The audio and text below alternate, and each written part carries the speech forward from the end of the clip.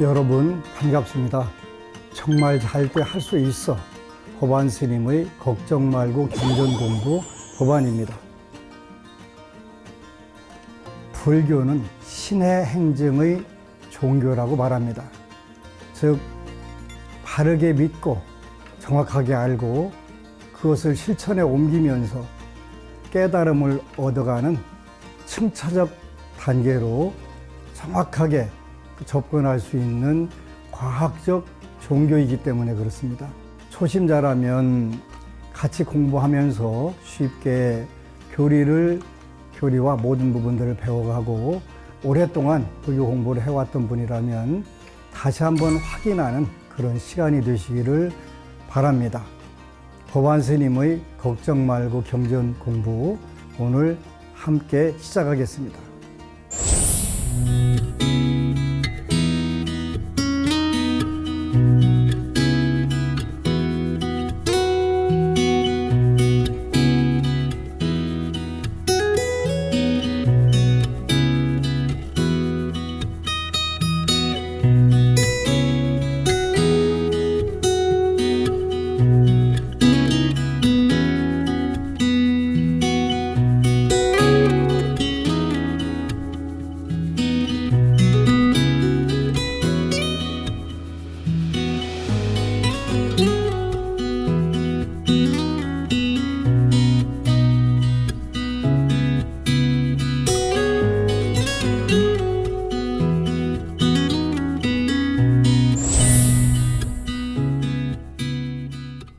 오늘은 지옥에 대해서 그 실체를 불교적 관점에서 공부해 보도록 하겠습니다.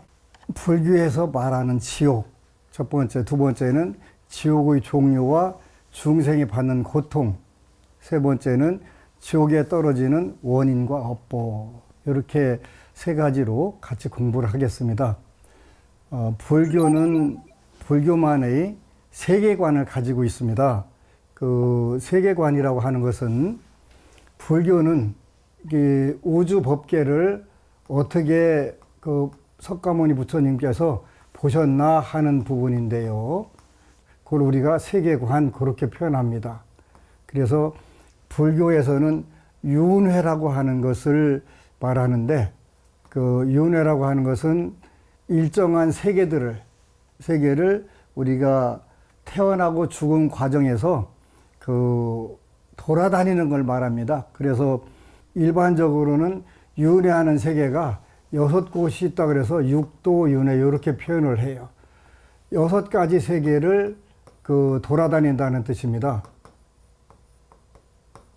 6가지 길이지요. 길인데 사는 세계인데 그래서 아래서부터 보게 되면은 지옥하고 제일 아래가 지옥이 있고 그 다음에 아귀가 있고 세 번째가 축생이 있고 네 번째가 아수라가 있고 다섯 번째가 인간 세계고 제일 꼭대기를 우리가 천상 세계 이렇게 표현을 해요. 우리가 어떤 업에 의해 가지고 살았느냐에 따라서 일반적으로는 여기를 이렇게 삼악도 그렇게 악한 나쁜 세상이다 이렇게 표현해요. 남방불교에서는 여기까지를 악도라고 해요. 아수라도 악도에 일반적으로 속한다고 보는 거예요. 아수라는 북방불교에서는 조금 다르게 보는 부분도 있는데 남방불교에서는 삼악도가 아니라 사악도로 봐요. 요 육도 윤회를 하는데 가장 힘든 세계가 어느 세계냐면 이 지옥 세계가 되는 거예요. 그래서 불교에서는 이 지옥의 개념을 우리가 각자가 지은 업에 의해서 느끼게 되는데 지장경에는 연부중생 업감품이라고 하는 게 있어요. 연부는 우리가 사는 세계 남선부주 이렇게 일반적으로 표현돼 연부라고 이렇게 표현을 해요. 연부중생 업간품.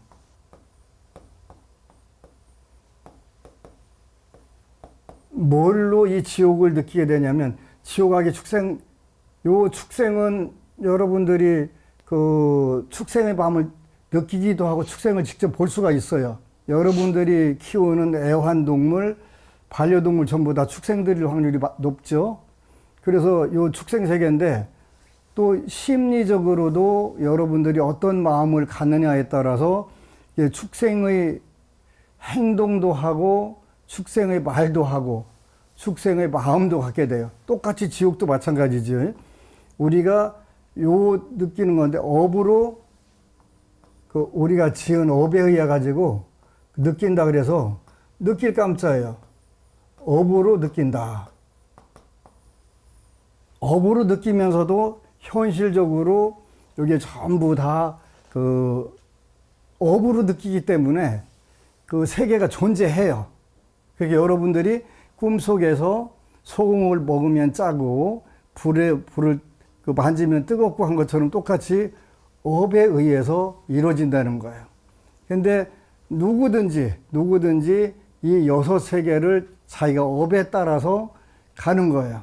지장경에서는 가장 중요한 부분들을 현상에서, 우리 현실에서 어떤 선업을 짓느냐, 어떤 악업을 짓느냐에 따라서 요 골라서 갈 수 있다는 거예요. 악도를 가느냐, 또 선도를 가느냐. 근데 요거는 그 내가 원하고 원하지 않고에 관계없이 간다는 거지. 어느 타 종교 방송에서 우리는 윤회가 없어서, 다음 생이 없어서 너무 행복하다. 이렇게 얘기를 했다는 거예요. 그 뭐하고 똑같으냐면 우리는 내일이 없어서 행복하다. 이렇게 표현하는 거 똑같은데 그 내일이 있잖아요. 내일도 있고 다음 주도 있고 다음 달도 있고 다음 해도 있고 내년도 있고 하다 보니까 내생도 있고 이렇게 되는 거예요. 요 지옥을 그 윤회하는 것은 우리가 일반적으로 알 수가 없어요. 부처님 말씀에 의해서 이루어지는 건데 이 윤회하고 인과하고 이 부분들이 불교에서 해결하고자 하는 부분이고 그 부처님께서 성도제일 날 깨달으신 것이 요 두 가지라고 그랬죠. 여기 두 가지에다가 뭐까지 하라고 그랬어요. 모든 번뇌가 다 없어진 그 세계, 요 세계까지 해서 누진 모든 번뇌가 다 했다. 그래서 그 윤회, 인과, 누진 요거를 우리가 그 깨달았다고 그랬어요. 부처님께서 깨달으신 거예요. 그러니까 최종적으로 부처님이 깨달음이라고 하는 것은 남방에서는 누진명이라고 하는 거예요. 그러니까 이 모습을 석가세존께서 보시고 중생들이 이 삼학도 또는 사학도에 들어가지 않기를 간곡하게 부탁하시는 거예요. 근데 우리가 지옥 얘기를 해도 그 잘 못 알아들으니까 그 요즘에 제가 그 AI라고 하는 것에 폭 빠져갖고 너무 재밌는 거예요. 그래서 이제 AI에다가 그 앞으로 이제 여러분들하고 그 지옥 명호품이라든지 이런 데 가면 그 그대로 같이 어떤 지옥이다 우리 그 해서 이제 재밌게 그 음식과 지옥에 대해서 좀 설명해 주세요 라고 했더니 음식 그렇게 8열 지옥을 중심으로 보면 여기 이제 8열 지옥이 있는데 등활지옥, 흑승지옥, 중합지옥, 귀환지옥 이렇게 쭉 나와요. 예를 들어서 등활지옥은 칼로 이렇게 잘 써는 거더라고. 그래서 세계 음식과 국산 음식, 우리 전통 음식을 그 지옥에다가 이렇게 비교해 달라고 그랬더니 이렇게 나오는데 그 등활지옥은 칼로 이렇게 10개 슬라이스라고 하나요? 그랬더니 대표적인 음식이 사시미라고, 세계 음식은 사시미고 한국 전통 음식은 육회, 이렇게 나오더만요. 이게 지옥의 음식, 사시미, 육회. 또 흑승지옥이라고 하는 지옥이 있는데 여기는 흑승지옥은 그 영어로는 그릴링이라고 써 있더라고요. 그릴링이니까 우리나라 말로 표현하면 석쇠에다 놓고 굽는 거잖아요. 음식 그 있죠. 불고기, 삼겹살 닭하고 또 그 옛날에 보니까 그 쇠 그물망에다가 고기 굽는 거 많이 있대요. 그릴링이라고 표현하는데 흑승지옥은 그 그릴링이다. 이 예를 들어주는데 참 무섭다. 그 이제 아주 불로 태워버리는 지옥이 있더라고요. 중합지옥 이런 데 있는데 거기는 뭐라고 했더니 바비큐? 불고기. 그게 그 지옥이더만요. 이게 현실적으로 그 이 지옥이 가장 쉽게 드러나는 세상이 음식점이에요, 음식점. 참 무섭다는 생각을 했어요. 그래서 이제 그 이런 지옥이 주는 의미나 교훈이 있는데 그 이 불교에서 말하는 지옥이 주는 의미는 첫 번째 인과응보의 법칙을 우리가 정확하게 불자라면 인과의 법칙을 꼭 기억을 해야 된다. 그렇게 해서 그 선인 선과 악인 악과 요 부분들을 우리가 불자들이 내가 볼 때는 한국 불자들이 제일 안 믿는 것 같아요. 그 우리가 이 인과응보의 법칙은 두 가지가 있어요. 두 가지가 있는데 하나는 선한 씨를 뿌리면 선한 과를 받는다. 결과를 받는다. 이게 선인 선과예요.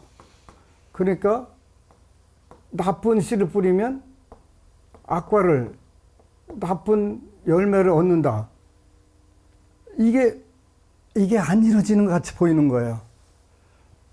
이게 왜 안 이루어지는 것 같이 보이냐면 요거는 한 생에 이루어질 수도 있고 한 생에 안 이루어지는 수가 많아요. 그래서 아주 조심해야 돼, 불자들이. 그러면 어떤 게 있냐? 똑같이 선한 열매를, 그 씨를 뿌리면 당장 내는 어떻게 돼요? 즐거울 낙자 낙과.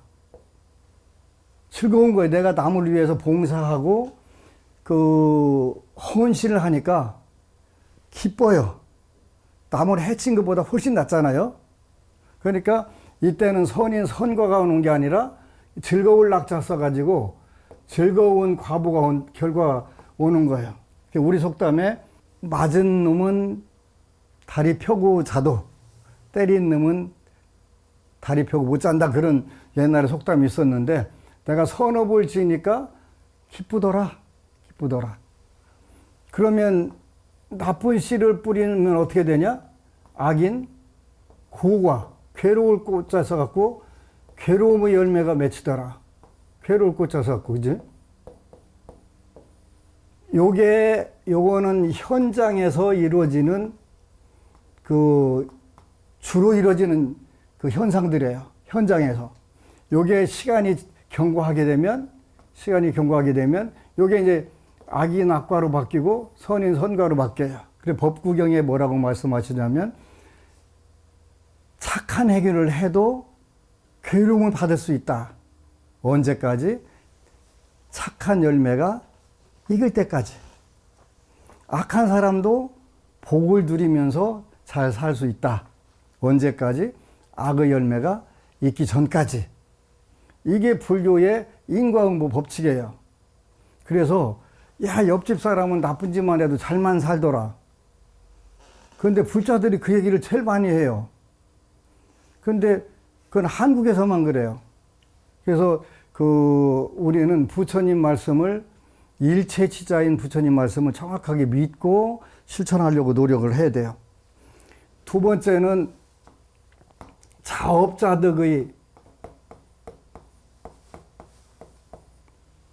이 원칙을 우리가 믿는 거예요. 며칠 전에 그 법우님들하고 식사를 하는데, 그 서울본부에서 하는데, 어디를 어느 스님한테 갔더니 조상이 업을 많이 져서 당신이 괴롭다고 하더래요. 그래서 그 얘기를 들으니까 어떤 마음이 들어요? 조상이 너무 원망스러운 거예요. 조상이 너무 원망스러운 거예요. 그래서 그런 법이 부처님 법에 어디가 있냐. 부처님 법에는 그런 법이 없다. 자업자득의 원칙이다. 남방 예경지성이라는 책을 보면 내 행위에 대해서 행위자가 그 행위의 소유자가 되고 상속자가 되고 한다고 돼 있어요. 상속자는 뭐냐면 다음 생에 가서 내가 진 업을 상속해서 받는다는 거예요.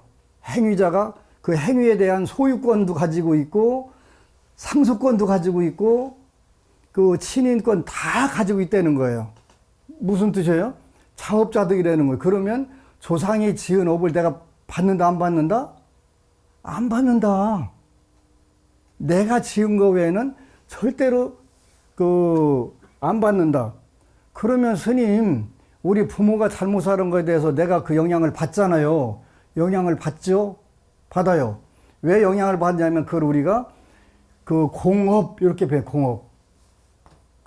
공업이라고도 하고 동업이라고도 해요. 우리가 사회에서 남들하고 같이 사업을 하게 되면 동업자 그렇게 하잖아요. 그죠?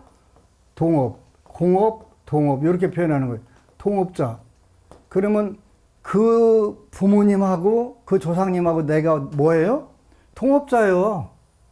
같은 업을 지어서 그 일원이 된 거예요. 그러니까 그 부모가 지은 업을 받은 게 아니라 그 부모하고 나하고 가지고 있었던 부모의 업과 내 업, 요 부분이 공업이잖아요. 요걸 공유하고 있는 거예요. 그래서 내 부모가 지은 업을 내가 받는 것 같이 내 조상이 지은 업을 내가 받는 것 같이 보이는 거예요. 아니에요. 그래서 아주 철저하게 불교는 자업자득의 원칙이에요. 저는 오랜 세월 동안 인생을 어떻게 좀 논리적으로 알아볼 수 있는 방법이 없을까? 그런데 동양 철학이라고 하는 게 있더라고요. 동양 철학이라고 하는 거 가지고 인간의 운명에 대해서 설명을 해보니까 이게 아주 재미있어요. 재미있는데 너무 무서워요. 왜 무섭냐면 질병도 그렇고 어떤 재물이 나가고 들어오는 것도 그렇고 이게 정해져 있는 거예요. 그래서 제가 늘 부모님들한테 내가 불교 공부를 안 했으면 잘못 빠져갖고 외도로 가서 숙명론에 빠져 있을 확률이 크다. 근데 정말 다행히 불교를 공부해서 운명은 정해져 있으나 정해져 있으나 바꿀 수 있다. 정해져 있으나 바꿀 수 있다. 이 생각을 하는 거예요. 바로 부모나 조상과 내가 동업자로 오는 거예요. 동업자. 그런데 그 부모 때는 잘 살았는데 금수저였는데 나는 흙수저가 된 사람도 있고 부모는 흙수저였는데 나는 금수저 된 사람도 있어요. 이 공통된 공업 부분, 동업 부분이 이게 있는데 요 이외의 부분이 작용을 해준 거예요. 부모 때 잘 살았는데 여기까지는 잘 살 수 있는 부분인데 나는 못 살아? 그러면 요게 작용을 한 거예요. 그리고 부모님 때는 어렵게 살았는데 나는 풍요롭게 잘 살아? 그러면 요게 선업의 결과가 된 거지. 그러니까 굉장히 우리가 보기에는 자업자득이 아니고 조상이 지은 업에 의해서 내가 그 업을 받는다. 근데 중생들한테 협박 공갈하는 데는 그게 훨씬 효과적이에요. 아이고, 네 부모가 업을 많이 줘서. 근데 우리 속담에 잘 되면 조상떡? 아니죠. 잘 되면 지덕, 자기 덕. 안 되면 조상 탓. 불교는 조상 탓이 원칙적으로 없다. 나는 그동안 40년이란 세월을, 그리고 총 초등학교, 국민학교 들어가기 전에 우리 아버지한테 운명이란 무엇인가를 배웠는데 그 뒤에 어떻게 한 사람도 안 틀리냐고. 그 많은 사람들 와서 묻는데 하나도 안 틀려요. 이때 이렇게 아픕니다. 저때 저렇게 아픕니다. 이분은 어떤 직업을 가져야 되고 좋습니다. 다 맞대는 거예요.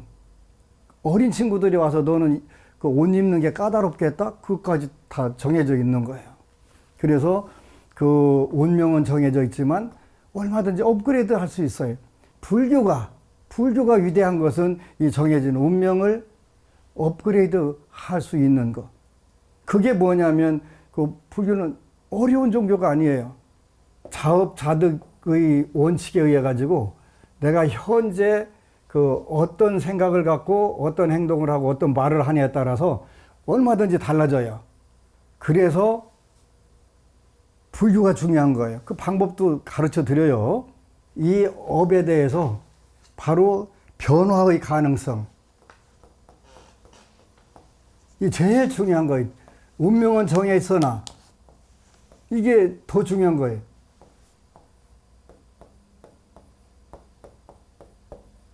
변화시킬 수 있다는 거예요. 변화시킬 수 있다는 거예요. 이보다 멋진 종교가 어디가 있어요.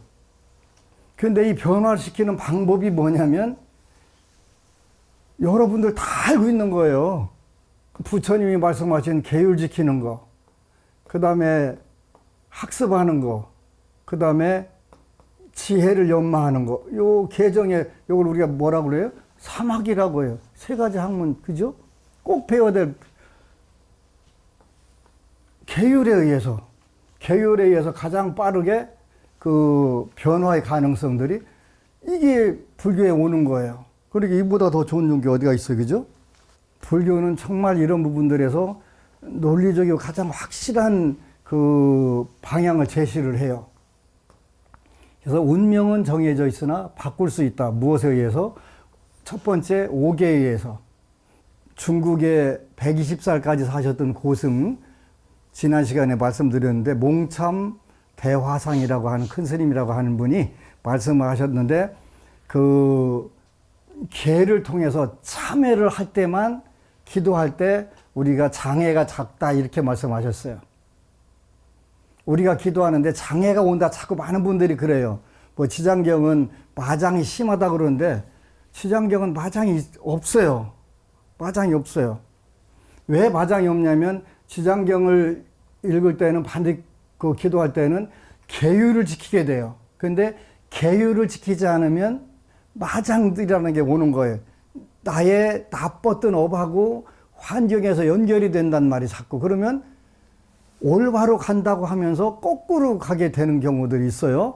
그래서 지장경은 그 처음부터 음식이라든가 이런 부분을 굉장히 오개뿐만 아니라 음식까지도 아주 조심하라고 많이 일러요. 왜냐하면 계를 통해서 참회를 하고 이 참회를 통해서 그 바로 운명을 변화시키기 때문에 그래요. 굉장히 멋있죠. 요 지옥의 의미는 또 하나가 있는데 이 불교에서는 현재의 중요성. 모든 사람들이 뭐 탓해요? 조상 탓하다가 안 되면 전생 탓해요. 그죠? 근데 뭐가 제일 중요하다? 현재가 제일 중요하다. 전생 탓하면 뭐 할 거예요? 저한테 와서 저 전생에 뭐였냐고 묻는 분들이 종종 있어요. 많아요. 전생을 알아보는 방법은 몇 가지가 있는데요. 중국의 수나라 때 일행선사라고 하신 분이 만들었던 일장금이라고 하는 그 책이 있는데 거기 보면 전생에 대해서 나와요. 근데 뭐 그것뿐만 아니라 기도하다 보면 가끔 전생이 잘 보이는 경우도 있고 이런 부분들인데 가장 중요한 것은 전생이 문제가 아니라 현재 내가 처해 있는 요 현재의 중요성. 그래서 지옥은 인과응보, 내가 짓고 내가 받는 거다. 그 다음, 인과응보에 정확하게 작용이 된다. 그 다음에 자업자득의 원칙이 완전히 이루어진다. 그 다음에 인과의 법칙이 됐든, 자업자득이 됐든, 그건 얼마든지 업그레이드하고 변화시킬 수 있다. 운명은 정해져 있으나 바꿀 수 있다. 가능성이 있다. 그리고 무엇보다도 조상 탓도 전생 탓도 아니고 현재가 가장 중요하다. 이렇게 나오는 거예요. 그래서 이런 부분들을 우리가 불교의 위대함 또 현실적으로 유용함 이런 부분들을 하는 거예요. 지난 시간에는 기도하는 방법을 그 4가지로 알려드렸어요. 공양을 올려야 되고, 그 다음에 그 예배를 해야 되고,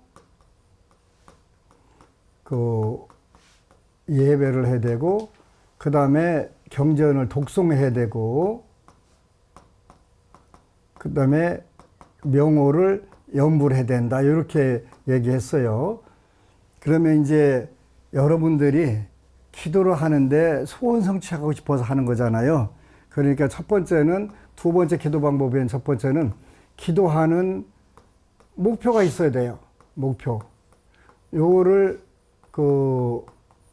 정하는 게 제일 중요해요. 지난해에 어느 법우님이 2달 동안 10개 10대 소원 중에서 8개를 성취했다고 정월 초하룻날 세배를 왔어요.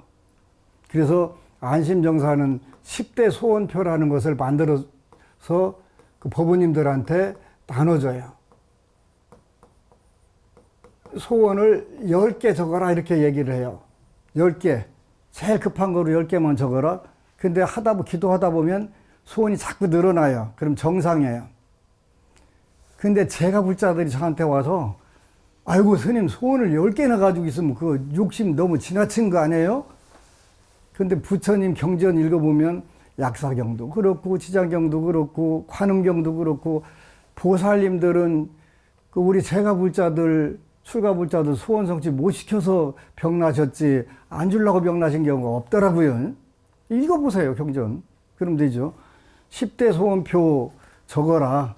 전부 욕심 아닐까 해야 되는데 욕심 아니라니까. 욕심은 주지 않은 것을 빼앗으려고 하는 마음이 욕심인데 부처님이 주시겠다고 원을 세웠잖아요. 아미타불은 몇 대 원을 세웠어요? 48대 원. 약사의 부처님은 12대 원. 관세음보살은 32응신으로, 지장보살은 무변신으로 나와서 소원 성취 다 해주겠다는 거거든요. 없으니까 더 하려고 하는 거 아니에요? 그래서 10대 소원을 적는데 어느 분들은 소원표를 적으라 했더니 3귀를 잘하겠습니다. 사홍서원을 잘하겠습니다. 적었고 네 소원 맞냐 그랬더니 아니래요. 왜 이렇게 적었어 그랬더니 혹시 스님이 보면 얼굴 팔릴까 봐 그랬대요. 저 안 읽으니까 걱정하지 말고요. 일단은 10대 소원을 적는데 첫 번째는 갖고 싶은 거 정리해 보세요. 갖고 싶은 거 많이 있지 않아요? 이게 소원 성취 기도하는 지름길이에요. 갖고 싶은 거. 그 다음에 하고 싶은 거 있을 거 아니에요. 하고 싶은 거. 세 번째, 되고 싶은 거. 네 번째, 가고 싶은 곳. 10분, 여기는 곳이에요, 곳. 그죠? 네. 요걸 중심으로 해서 소원표를 적는 기도하는 거예요. 여러분들 많이 가질 만큼 가져야 보리심이 생겨요. 내 코가 석자? 이리 되면 아무것도 안 보여요. 그러니까 보리심이라고 하는 것은 여러분들이 늘 부처님께서 말씀하셨는데 자기도 이롭고 자기를 이룬 것은 자리 그렇게 해요. 나도 이롭고 그러면 남도 이롭고 내가 가질 만큼 가졌어. 그러면 그때부터는 뭐에 중점을 두면 돼요? 이타에 중점을 두면 남을 이렇게 하는 데다 중점을 두면 돼요. 내 코가 석자고 당장 내일 카드값 교통비도 없는데 뭘로 이탈을 해요? 어느 분이 와서 제가 불자가 저한테 와서 스님 저는 중생을 위해서 기도합니다. 그래서 내가 화를 요즘 잘 안 내는데 그때는 화냈어요. 네가 뭘로? 그랬더니 현실 인식을 하고 그때부터 엄청 실히 기도를 열심히 해가지고 남편도 건축업 하는데 크게 성공하고 자녀들도 잘 되고 본인도 잘 되고 그때부터 남을 위해서 기도해. 그때부터. 그러면 돼. 지금부터 남을 위해서 수입의 10분의 1 떼서 부처님 말씀하신 대로 사분제법 써가지고 남을 위해서 그 좋은 데다 쓰고 하라고. 그래서 갖고 싶은 거, 작든 크든 갖고 싶은 거 가져봐야 사람이 좀 여유로워지지 않나요? 하고 싶은 거. 저한테 젊은이들이 오면 굉장히 좋아해요. 내가 이 코치를 해주거든요. 너는 뭘 하면 좋겠다. 부모가, 아이고, 우리 자녀 데리고 가면 거짓말 좀 해주세요. 그런데 내가 왜 당신 아들한테 거짓말을 해? 하고서 가장 좋은 쪽으로 하고 싶은 게 뭐다 정확하게 캐치를 해갖고 알려주니까 이 젊은이들이 자기를 알아주고 너는 뭘 잘하고 앞으로 어떻게 살 거다, 잘 살 거다.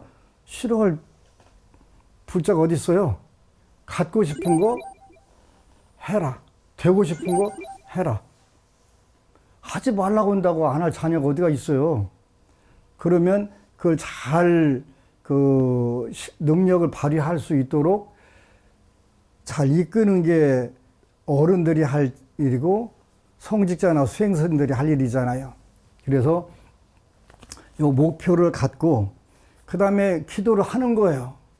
목표를 설정했으면 두 번째는 기도를 해야 되잖아요. 기도는 뭐 하라고 그랬어요? 지장경, 독송, 지장보살, 연불. 가장 빠르다니까 기도의 끝판왕이라, 끝판왕. 빨라요. 즉득성취, 즉득쾌차, 즉득해탈, 즉시석불 이루어진단 말이에요.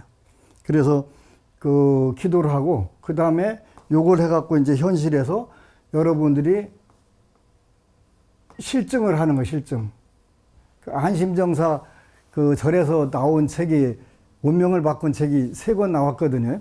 많은 불자들이 실증을 해주는 거예요, 실증을. 기도하면 이렇게 이루어져 하고.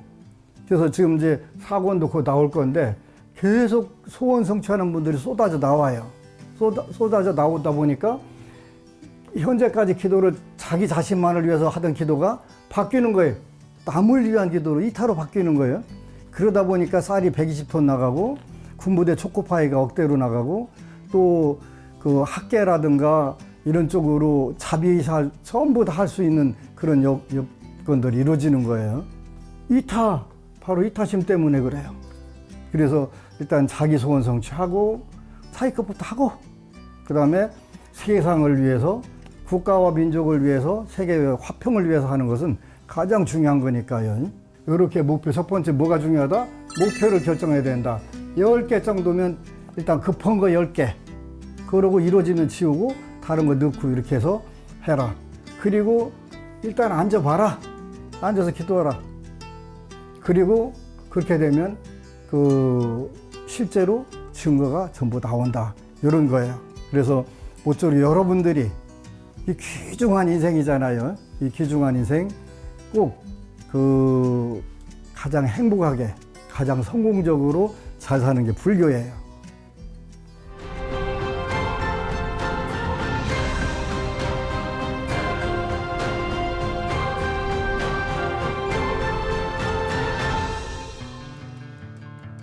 운명을 바꾼 사람들, 세상에는 올 때부터 복을 가득 안고 태어나는 분들도 있습니다.